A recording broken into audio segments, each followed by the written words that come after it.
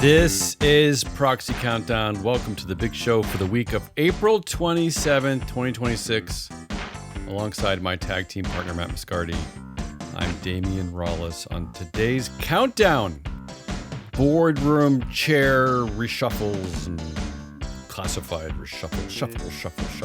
Activist investors start their own shadow SEC database. The Sackler name is apparently not poison for investors. Shareholder brain farts at annual meetings. And on the big vote, Matt quacks like the Aflac duck. That's a dumb, I don't know why. Not great. No one knows that. Let's start with our top stories. You know what? There are tons of filings, but I couldn't find anything really interesting this week. It's weird. It's just like nothing's happening. But the headlines are some of the same old boring stuff. AIG appointed Eric Andersen CEO and added him to the board. Former CEO Peter Zaffino stays as executive chair. Same thing at Crane Company. The COO was promoted to CEO and the director. And then the former CEO, Max Mitchell, becomes executive chair. So, that's a normal thing now. Despite the fact that a lot of the independent shareholder proposals, they do get pretty good support from investors. So, I don't get why this is. I don't get why this trend is okayed. And then finally, we reported last week that Southern Cooper, their CEO, passed away, and they appointed a director as the interim CEO. His name is Leonardo Contreras Lerdo Tejada. Now he is the permanent CEO. I only highlight this because it always makes me question the legitimacy of calling these directors independent, because they are now putting directors directly into the role of CEO, right? That's who they decided knows the most about the company in the world to be the CEO, right? The director. There is this weird trend about that, but the AIG one is a similar trend in as much as, look, AIG, the headline is AIG appointed Eric Andersen CEO director effective June 1st, 2026. But do you know that the AGM is on May 13th and he's not in the proxy? Yeah. And we're seeing some companies decide to let you vote. Some companies don't. Yeah. And Peter Zaffino becomes executive chair, and Zaffino's in the proxy, and he's already the chair. So you don't get a vote. Either you're basically have a pool of directors who are just becoming the CEO and nothing changes at the board level, or you have a pool of directors who choose somebody that you don't get to vote on to put into the boardroom because they're timing it such that you don't get to choose on it. And if you're putting somebody as the CEO of the company and on the board, and you set a start date of June 1st, and there's filings about the contract you've signed, you couldn't put him in the proxy. You have to do that search months and months in advance. It's a fair question you raise, fair point, because investors are okay with attacking companies for directors who failed attendance, right? And they can't seem to find any other thing to quibble about. But there are numerous cases like this where the companies are clearly messing with governance. They're messing with you. They're not letting you vote on certain. You can get upset about more than just failed attendance. That's my bigger point. Moving on. Not even a lot of stories about stupid money. There was a Golden Hello Equity Award at NVIDIA for their new principal accounting officer, $13 million. That seems normal now. Yeah, it's not much. And then RESMED, they're giving their new CFO $3.5 million Golden Hello.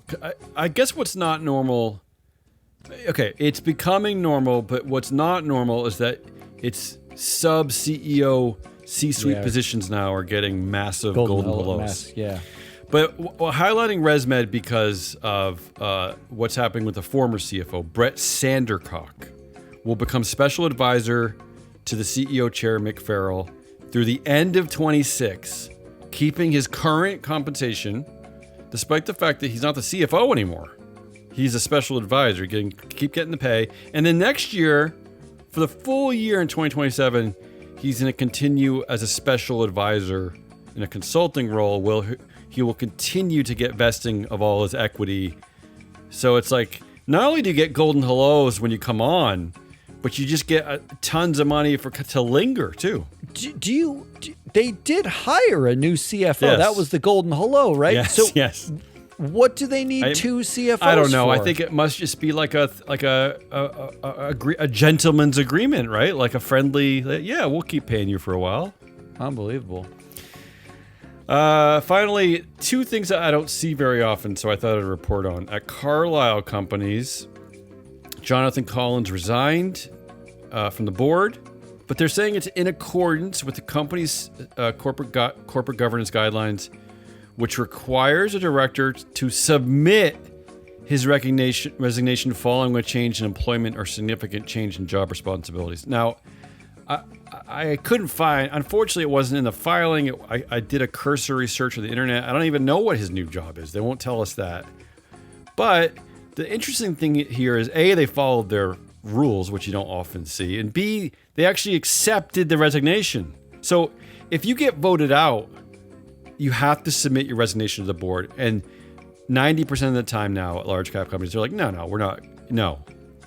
Yeah, It's they best figure out a interest of the way. shareholder, right? Yeah. But in this case, I'm just curious, like, why they accepted the resignation. Like, because he has another job. I don't know. They're not saying it's a conflict of interest. I don't understand what led to this, honestly.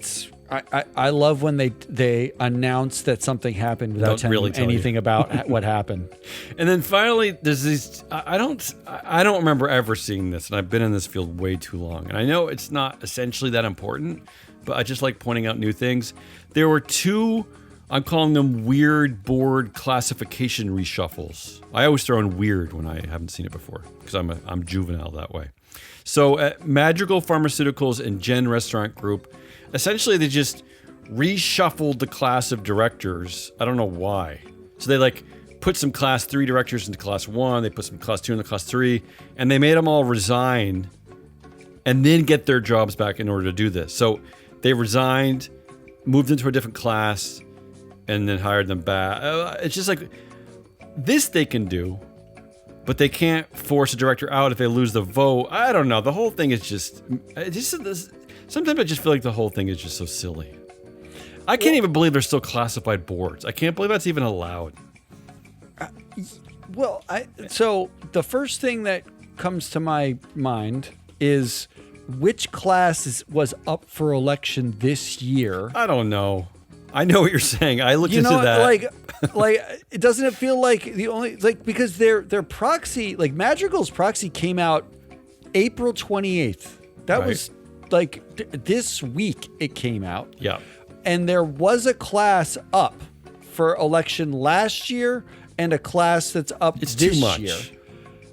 And it means some directors basically put off getting elected again for some years, possibly, right? I know. I try to do the math on it, but to me, it's like, if you're doing this, you need to declassify your board. Yeah, And it's too bad shareholders don't have a say in this, too, because once they resigned, they should have been like, oh, no, we're not going to let you back on. Like, the shareholders didn't actually have a say in this. Because I would think once you resign, the shareholders should have the right to vote whether they decide to vote you in. And I know it's just a procedural thing, but tough. I mean, why do they get to have fun procedures, but the shareholders can't even vote on you every year? They have to wait every 3 years before they have an opinion on you. Anyway, to me, I'm just pointing out the stupidity of classified boards, and I think only we care about this, or me. It seems like, if the proxy is correct, it seems like only 2 directors were changed. Daniel Brennan went from a class, is new, wasn't on the board last year, wasn't up for a vote, is a class 1 director. Julian Baker, who's the independent chair, got reclassified from a class 3 to a class 1 this year. This is so confusing. Forget reclassified, Madrigal. Declassified. That's what you want. You want to declassify your board. It's simpler. You're wasting time. You're wasting all of our time. Moving on to our proxy cage matches, we actually have a few fun stories this week. First, Starboard, the activist investor Starboard's pushing for Lamb Weston to hold an investor day, which I thought that's cute, but why aren't they pushing all companies to hold their annual meetings in person? You know what I mean? I'm up for investor days. Yeah, let's get everyone together. Let's share. But come on, Starboard, let's get rid of virtual meetings. Isn't Lamb Weston a dual class company? I don't know. They make French fries. I don't know. I can't believe it's a real company. I believe it's a protected company because we're worried about potatoes. Yeah. I know, and I was thinking to myself when I was like, I was researching this company. It's like I'm researching a company that I think the first thing I learned in the kitchen when I was like 6, helping my mom, was to peel a potato and cut it. And there's a whole company dedicated to this. Like this, that's what that's. I mean, you know how easy it is to cut. It's like it's a potato, people. Peel, cut. Yeah. No, I think I washed it. I think I rinsed it too. Oh, did you? Yeah. You could just peel it. You don't have to wash it. That's true. Here's an interesting one. I don't know if you knew about this. I didn't know about this. The SEC tried to silence activist investors. Now they're fighting back. So as we know, Trump and all his friends have been basically neutering the SEC. But now they created something called the Proxy Open Exchange, or POE. I don't get the cuteness of that. Is that a Poe, like the writer? I don't think so. I don't really get that acronym. But so they created their own system. They already have 63 filings, and Edgar only has 39 exempt solicitations so far in 2026. So weren't you reporting that they weren't even like posting the exempt solicitations anymore? Yeah, they pretty much stopped. Yeah. So now this other competing entity, it's like the open source version of SEC, although the SEC is supposed to be the open source. It's the government, right? I mean, I would think everything should be filed there. So I don't know what this is. I haven't spent time looking at it. We'll look at it over the next week. But I just thought this was cool. Another way of, hey, any disclosure is good with me. So this is actually spearheaded by As You Sow. Good. I'm glad no offense to As You Sow, because... Well, a little bit of offense, because you should be clients of Free Flow Analytics. I don't know what you're waiting for. Or you should be sponsoring these shows. But, shareholder proposals are cute. I like them. We report on them. We take them seriously. They're important. But you should be doing more stuff like this. I like it. Think outside the box. Go crazy. Do stuff. Great. I do too. Next story, Nelson Peltz's son builds first public activist stake in Intertech. I just thought it was cute that now the Nepo babies are activist investors. I mean, Nelson Peltz's son is on the board of Wendy's, correct? Great. I believe, Wonderful. Yeah. Wendy's, there was an article this week, they're shutting down hundreds of restaurants in the U.S. Imagine because of AI, though. Yeah, because of AI. Why can't the AI serve the burgers? How do you suck at fast food? Is the Peltz family so stupid that they can't sell fast food in America? Like, I think it was Wendy's that was doing AI drive-through, right? Like, and it was getting everybody's orders wrong. It would give them like 6,000 orders of chicken nuggets. Who would want that? Swatch Group. It's an interesting one. Swatch Group investor battle heats up after ISS backs investor. Oh no, it's not that interesting. But I just wanted to mention it. ISS is supporting Stephen Wood. He's from Greenwood Investors, supporting his nomination at the board of Swatchback, citing lack of board independence and the conflicted influence of the Hayek family. But I just think it's cute that ISS now. Yeah, last year wasn't it exactly the same? and like there have been several years of board construction over there at Swatch Group. So again, like activist comes along, ISS perks up, right? They probably they raise their standing desk and they stand up, right? They get their posture all straight. Yeah, they actually. And they're like, let's talk governance. Let's get some stuff going. It's cute ISS, but I'm not falling for it. But then here's the interesting one. At Pearson, we talked about Pearson recently. I don't remember why. CEO Omar Abash. We were talking about him. He was joining. Was that last week's Proxy Countdown? He was joining some board.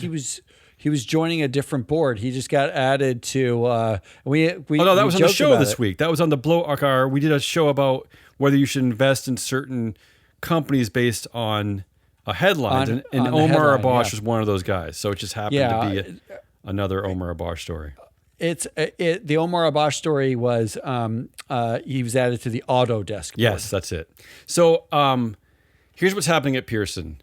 ISS and Glass Lewis are actually saying vote no on pay, which I support because they're calling it excessive. That okay. First of all, now my head's already spinning.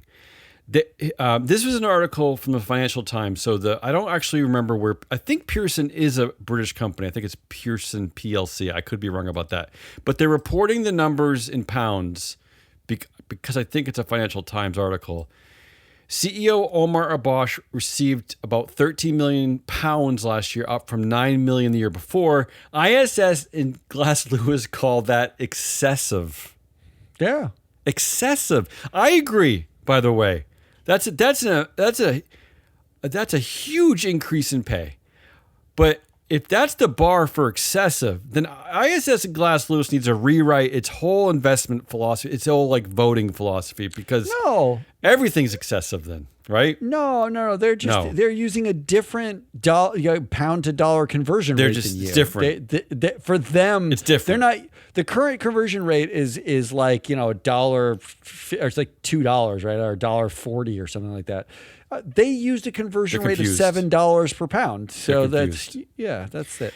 The reason why I bring this up is that it's actually the activist investor in this situation, Sevian Capital, which now owns 18% of Pearson. They're actually for the pay. So it's unusual that usually everyone's against everything, but the activist is for it, and Glass Lewis and ISS are against it. So it just doesn't happen very often. And then finally, in our proxy cage matches, on something we reported on last week, there was the chief investment officer of Summer Road. His name is Rory Held. He represents the Summer Road represents the Sackler family. It's the Sackler family office.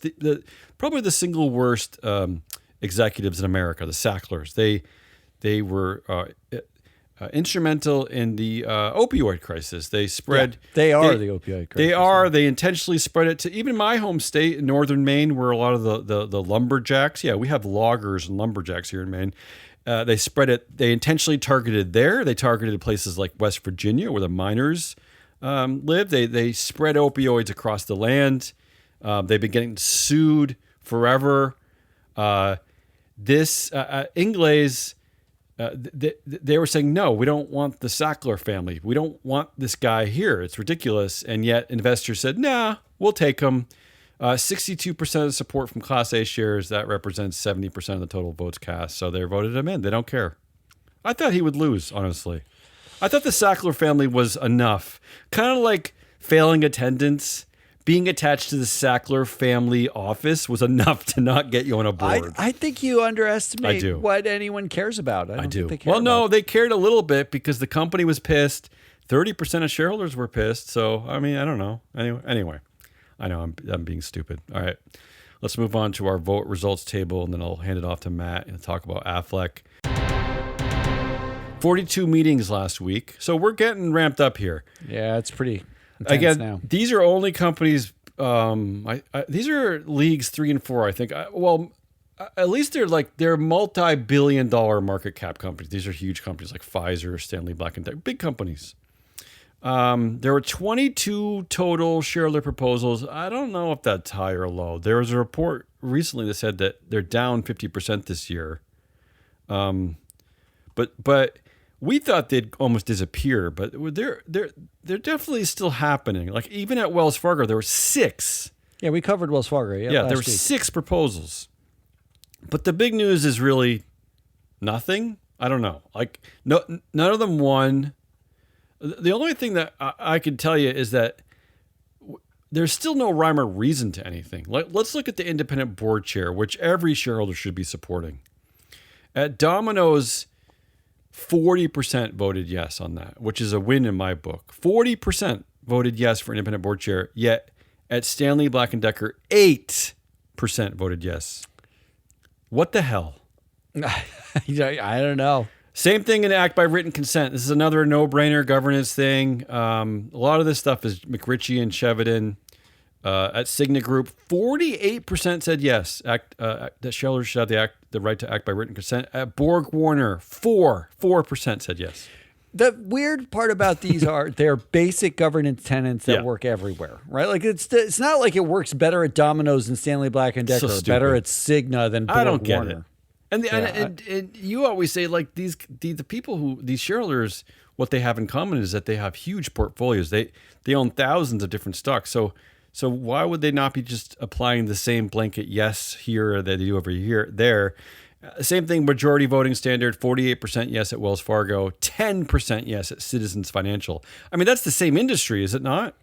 Yeah, well, not only that, like if you are for the show we did last week, if you are for these proposals, then you should be voting against the directors who are associated with the proposals, right? So like the gaps are maddening, but then there's going to be the intra vote gap where at Wells Fargo, you got 48% yes on majority voting standards. And you will get 96% in favor of every director. Like it's going to be, you're going to have the problem everywhere. I don't understand. Forget intra industry. You're talking about intra vote. We were inconsistent. And then from what I could see, we actually only had 2 hate proposals. That's for the anti-woke people. I think we had one respecting vendor civil rights at Wells Fargo, which actually got 2% yes. That's a lot for them. But they did do this kind of dirty trick. We talked about this last week. They actually supported an independent board chair vote at Wells Fargo. Yeah, that's where they got 34% support because anyone should support that. Although I bet you their average looks pretty good. I bet you they lost. Yeah, exactly. I think you're right. They did it to boost up their average. Although I think they lost votes because it was them. I think it would have actually gotten higher. That's probably correct. Yeah. Other than that, not much to say about shareholder proposals. No wins. Pay. I got to tell you, I don't know. I don't know the math from years past. A full 25% of pay votes, say on pay, were over 10%. That doesn't seem bad to me. That seems high right now. Yeah, me too. But here's the problem. None of them won. Let's look at a few examples. Prologis. By one, you mean all of them were approved. All of them approved. There were no over 50. Although it's not a binding vote anyway. So I'm still not clear what's happening at Warner Brothers. They passed the merger by like 90%, but the pay failed by 90%. But I'm not even sure that he's losing that pay package. No, they just reported that he's going to get like $400 million instead of $900. So they just completely. I mean, that should be an outright revolt of that company. Shareholders should vote against everything until they die. Let's just say I'm skeptical that will be the outcome. It won't be the outcome. Prologis, 42% of shareholders voted no on pay. Incredible number. The average board percentage of support, 97%.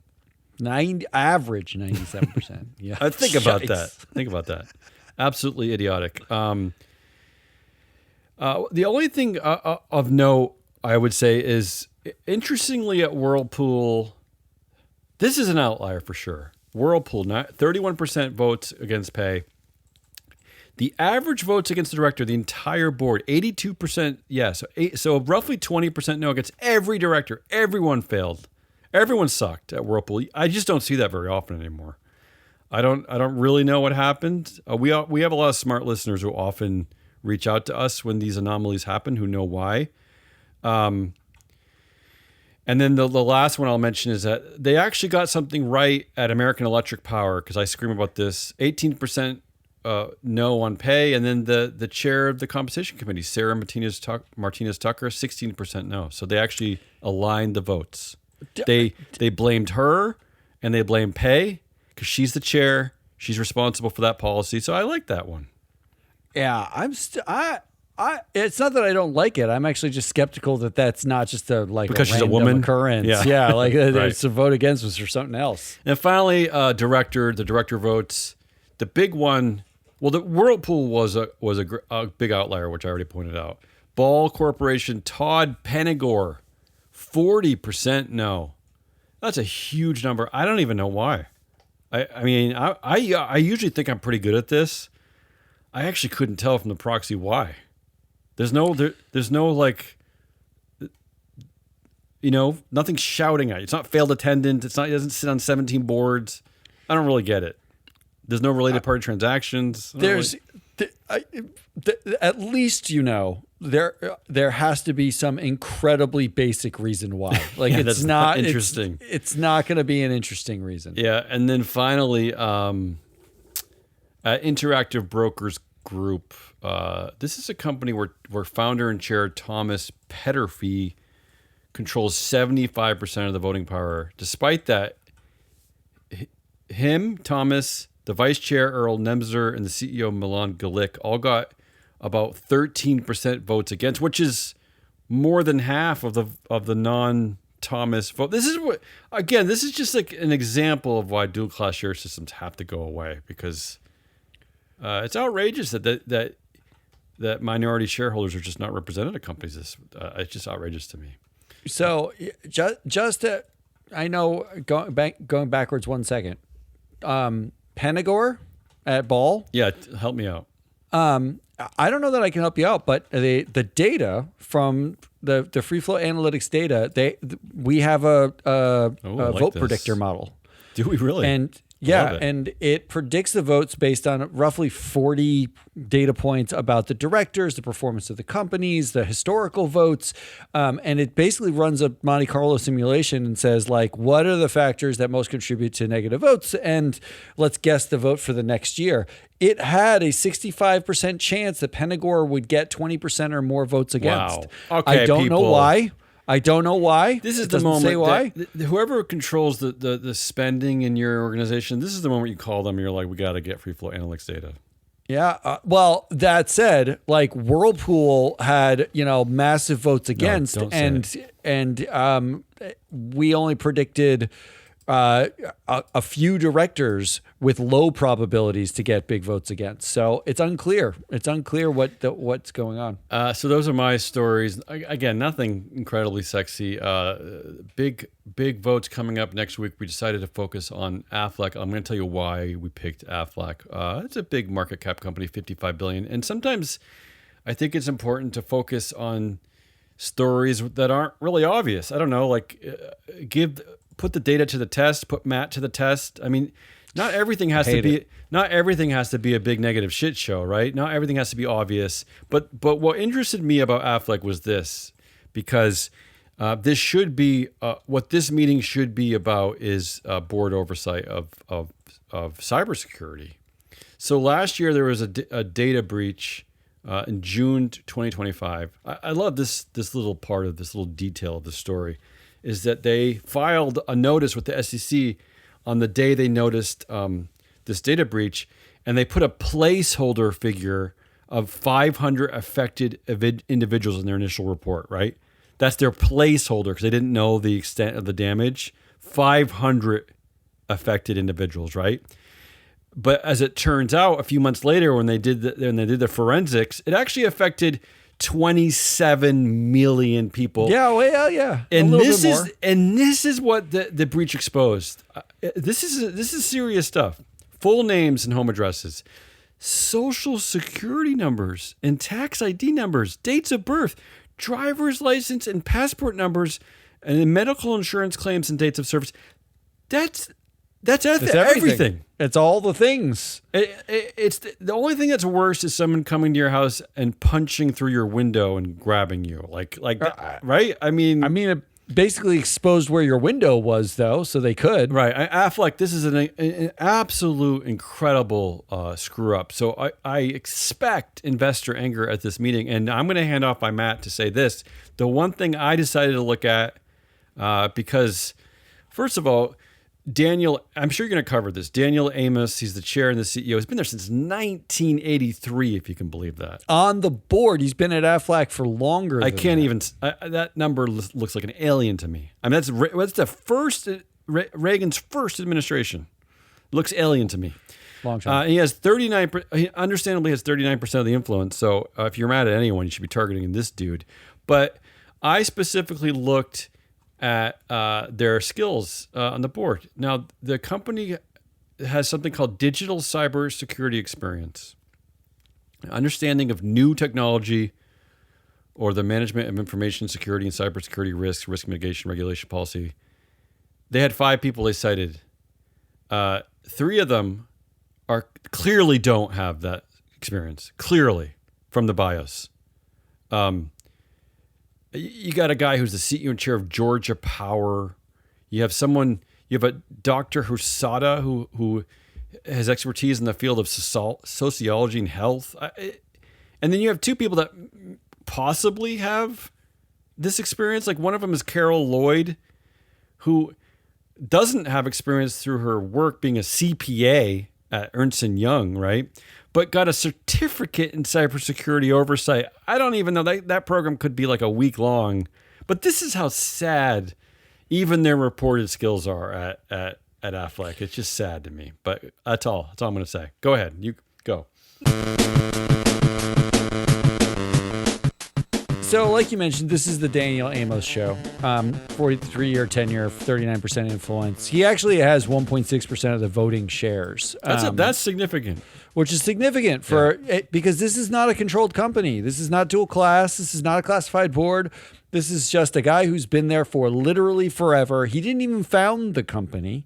He's just been there for a really long time, and he never left. But I want to talk about two key metrics in for the free float database, and these are relatively new metrics. One of which, if you listen to one of our sister shows run by Mike Levin and Ann Lipton, a Shareholder Primacy, great show. If you don't listen to it, you should check it out. They cover like the legalese and get in deep in sort of bylaws and activism and stuff like that. They mentioned the free float deference score. One of them is about how directors defer or don't to management in sort of making decisions. And the other one is about communities, director communities. So Aflac, 91% of the board comes from one specific board community group. The way you determine a community group is the same way like LinkedIn says, I know Damien, I must also know Jane, because Damien's connected to Jane. That's just math about interlocks. And of Aflac's community groups, like basically the entire board is from one community. There are 121 members of the community, and it comes from 41 companies. The only other companies with greater than 50% of the board that actually look the most like Aflac are two worth noting: F-45 Training and Spirit Airlines. Mm-hmm. F-45 is a penny stock. It lost 99% of its value and has been sued by celebrities for unpaid fees. It's over-indebted, and it has mass closures to avoid bankruptcy. So not a great comp for Aflac. The other one is Spirit Airlines, which has declared bankruptcy twice and is just about, literally today, breaking news, is not going to get a lifeline to be bought by the government. It's probably going to... Oh, really? Good. Fail. It'll just be a failing company. Good. Those two companies are the most like Aflac in terms of boards of directors and the way they look, the way they act, the merit on the boards, the skills on the boards. That's not a great comp. No. And 66% of the Aflac board was tagged as deferential to the CEO, which means largely the deference score suggests the percent that like how many ways a board member is just reliant on the CEO. That can be in the form of pay. Their equities tied to them. They were chosen by that CEO. This is the most prestigious board that they're on. It could be power. All of the directors are more powerful than them. This is like the best it's going to get for them. It could be relationship dynamics. They're the most like the CEO. Their careers are similar. They have interlocks with the CEO. They know the same people. Overall, they get flagged for... It's probably like 25 data points. And if they have, a high percentage of those data points in common with management, they get flagged as being deferential. 2/3 of this board was flagged as deferential. So, and that is rare for actually financial companies. Of 122 US large cap financial companies, only 34 have highly deferential, or 40 have, or 50 have deferential or highly deferential boards. So the majority of them are not deferential at all. So it's not super common. So you have Aflac basically in two ways, where it's a group of people who are from the same community and they're deferential to the CEO, which actually we know the community they come from. Mm-hmm. Because when I dug into the directors and where they're from, this is not an exaggeration. Almost everyone on this board is from Atlanta. Oh, really? No, one of these kind of companies. Which you would not expect from No. this is a massive company. Yeah. This is a large cap U.S. insurer. Yeah, this is a very well-known name. But Rohrer, one of the directors, Emory Board of Trustees. Emory's out of Atlanta. Moskowitz was the executive vice president of Primerica, another insurance company. It's based in Duluth, Georgia. Lloyd, Atlanta Symphony Orchestra, Atlanta Chamber of Commerce. Kaiser, NCR Voyix Board, headquartered in Atlanta. Collins, Morehouse School of Medicine Board of Trustees, based in Atlanta. Bowers, ex-CEO of Georgia Power, you mentioned him. He was also a Fed Reserve Atlanta advisor and the Atlanta Committee for Progress, and he's on the Board of Regents for University of Georgia. Amos himself has 40 years in Columbus, Georgia at this company, but he was also on the Synovus board, which is based in Atlanta, and the Southern Company board, which is based in Atlanta. So it sounds like he's clearly the architect of all this. He's just surrounding himself with locals, Locals, right? Actual locals. Actual locals, yeah. It's not even like the community that these people belong to isn't like, oh, well, they're all travel on similar boards. No, they literally live in Atlanta. They're all in Atlanta, which is shocking for maybe a company of this size. Maybe that's why they're unable to fight back against the cyber criminal group Scattered Spider that attacked. Well, we're going to come to that in 1 second. Yeah. Ready? The remaining directors, Aflac actually operates in the U.S. and Japan. And the two of the remaining directors are Japanese. Really? Okay.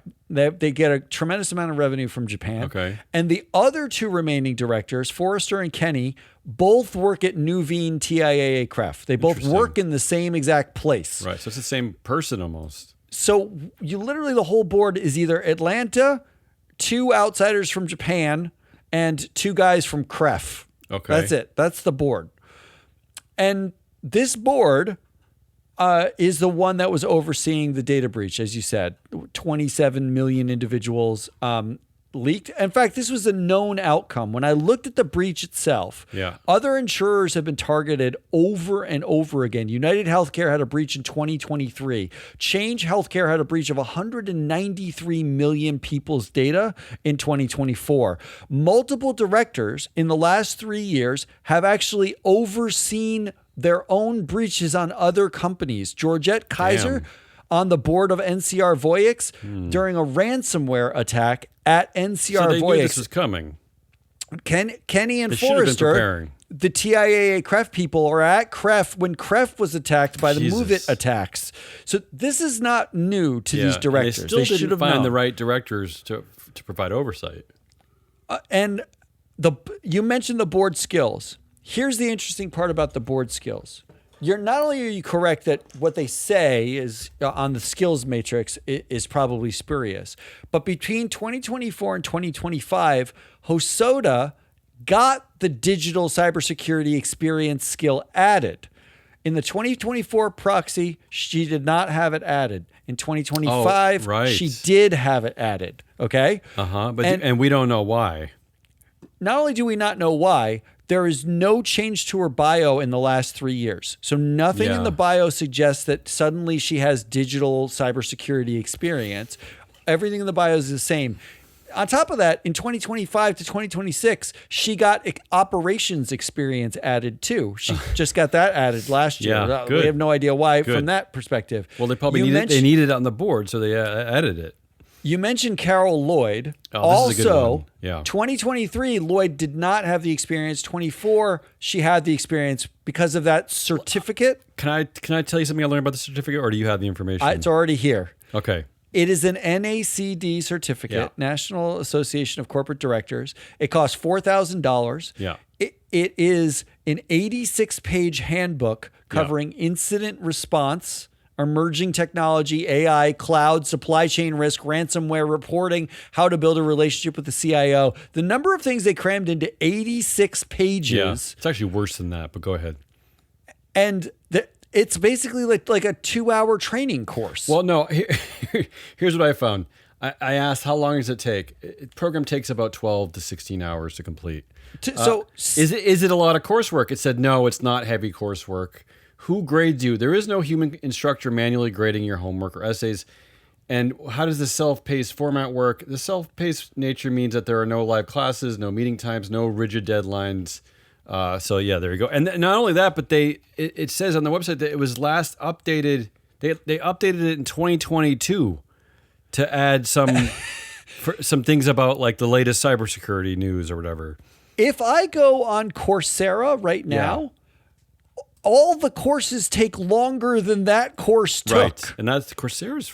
Oh, it's a lot cheaper. And Coursera's still like not real, right? Like, but it was real enough for Aflac to add digital and cybersecurity as a skill for Carol Lloyd a year before a massive attack on Aflac, a breach of 27 million people's personal information. Now, I'm going to remind you, this certificate was created in 2017, and then it says the program was updated in 2022 to evolve with changing threats. So, yeah. Why not make even if the program is worthwhile, why not make all the directors take it anyway? Well, because it's not worthwhile. According to Free Float Board Knowledge, the database of knowledge, which it's not a skills matrix. This is knowledge that the people have clearly demonstrated based on their education, their degrees attained, and their titles in the industries where they had those titles, right? Like, so if you were a marketing executive at Google, we do not say you have IT and cybersecurity knowledge. We say you have marketing knowledge. Sure, that is as simple as it gets. And Free Float has scraped the bios and all the education off of these directors.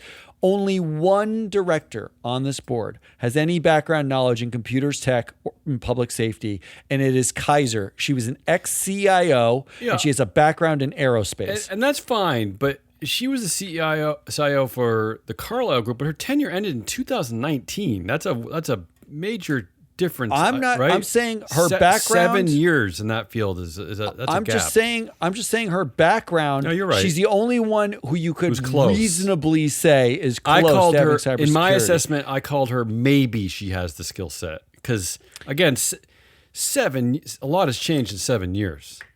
Well, not only has a lot changed in 7 years, but like in order for it to matter, she would have to have some sort of influence. She's got 8% influence on the board, right? Like, and Amos has 39%. Right. So it's not exactly like people are like listening to Kaiser and what she has to say.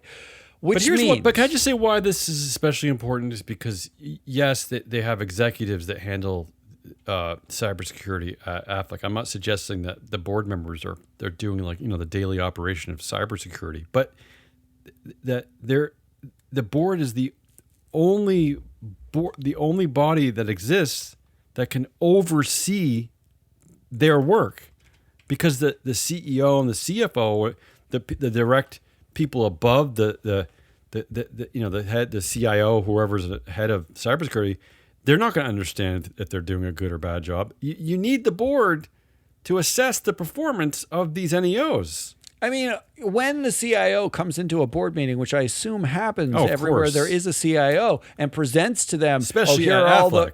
Here's all the things we're doing to protect our customers' data. Like, and they do that once a year. Is there anyone in that boardroom who knows what they're talking about? It just becomes corporate babble if you don't understand what because they're just going to say good things, right? They don't want to get fired. So here's your big problem. Go ahead. At Aflac, because there is one shareholder proposal here, and it's the John Chevedden proposal to separate the CEO and chair roles. Always, right? Every company always yes. But you have a board-wide problem, especially this one. I had to come up with some sort of like recommendation, but you have a board-wide problem. You have 64% of the directors all from Atlanta who are directly involved or indirectly involved in Atlanta and the surrounding region. And that's just the bodies, right? They must represent like almost 90% of the influence. Oh, it's the vast majority of the influence. Yeah. Amos himself has a 40-year tenure at Aflac. Like you have not only one director who has arguably cybersecurity risk as base knowledge, and that was from almost 10 years ago, right? What do you do from a vote recommendation standpoint? Do you vote no on everybody? And here's the worst part about Aflac. Aflac is actually like a top performer for TSR. Yeah, right. I was going to add that. I mean, So this is what makes it broken. Yeah. They are in the 77th percentile. The peer group they chose for their metrics, they are in the 77th percentile for market value. Mm-hmm. They're a strong performer for TSR.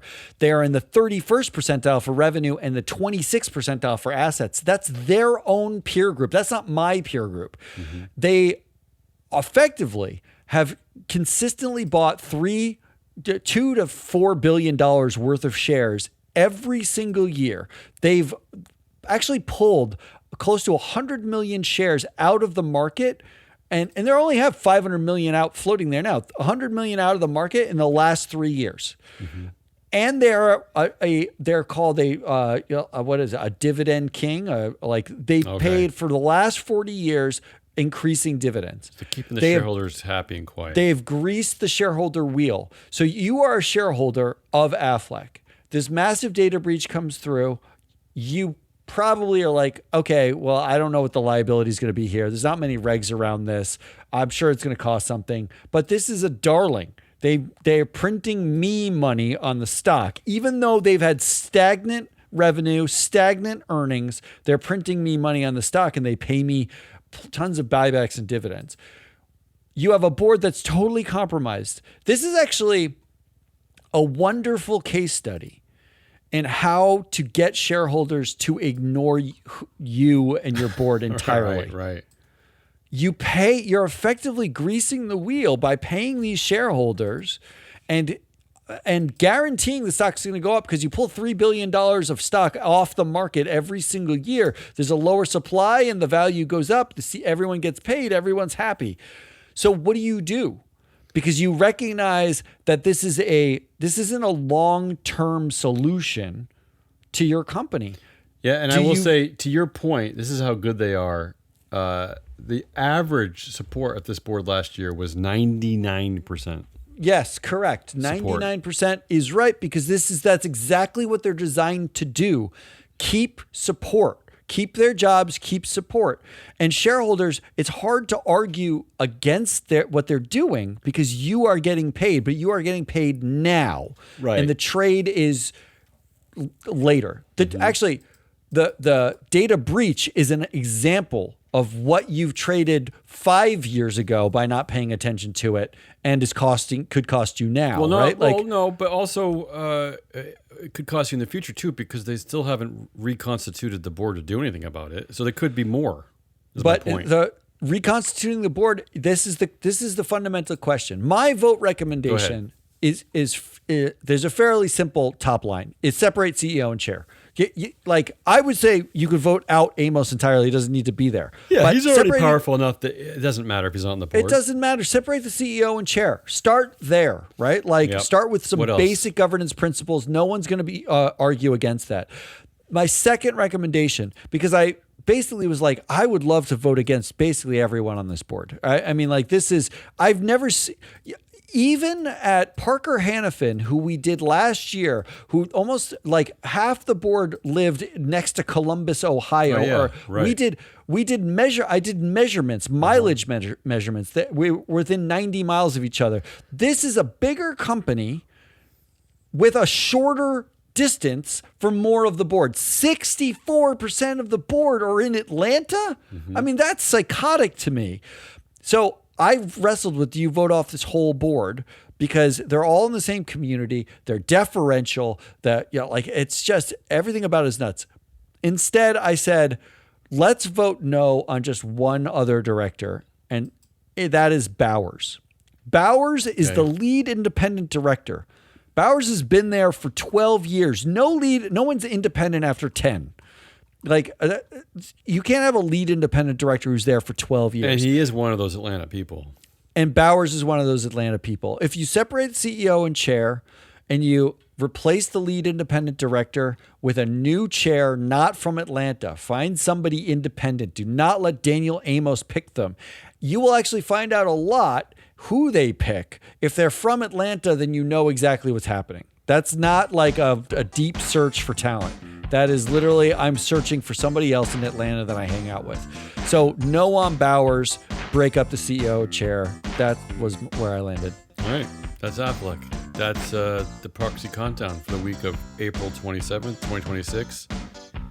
Join us next week when we jump back into the alternative democracy pool. Forever on the lookout for shareholder shenanigans, dopey directors, scandalous CEO pay ratios, and wayward band-aids. Yeah.